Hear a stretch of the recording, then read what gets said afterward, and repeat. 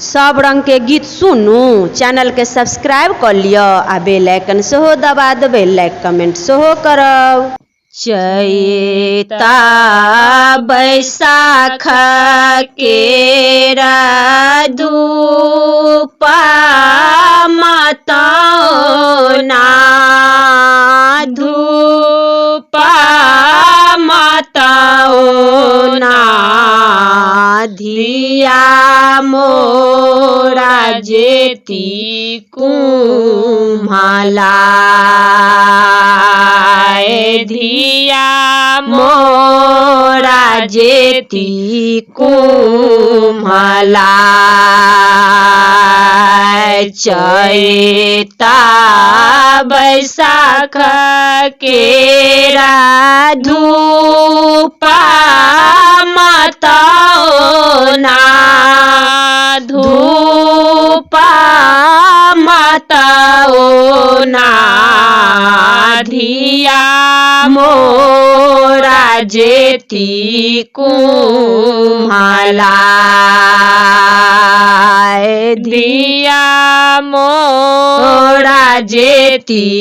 कुम्हाला हम जानी ताओ धिया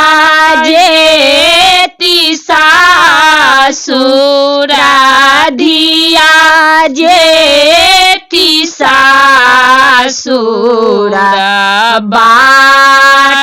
बाटाई बिरिछा लगा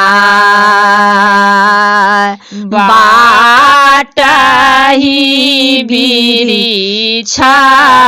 लगा एका को गेली धिया दुई को सगेली दुई को सगेली तेसरे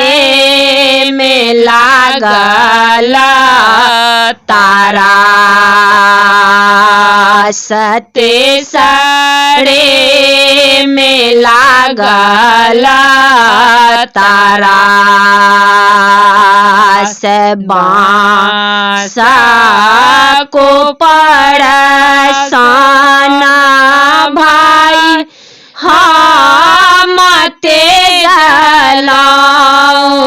भाई हम तेजलाओ कमला का फूल सान बाप कमला का फूल सान बाप पुराई नदह साना भाई हम तेजला भाई हम तेजला छूटी गेला बाबा के राजा छूटी गेला बाबा के राज बांसा को पड़साना भाई हम तेजला भाई हम तेजला कमला का फूल सान बाप कमला का फूल सान बाप हम जानी ताओ धिया जेती सासुरा धिया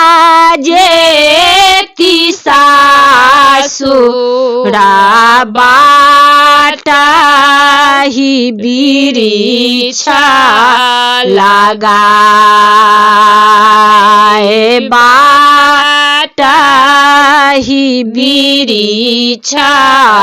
लगाए।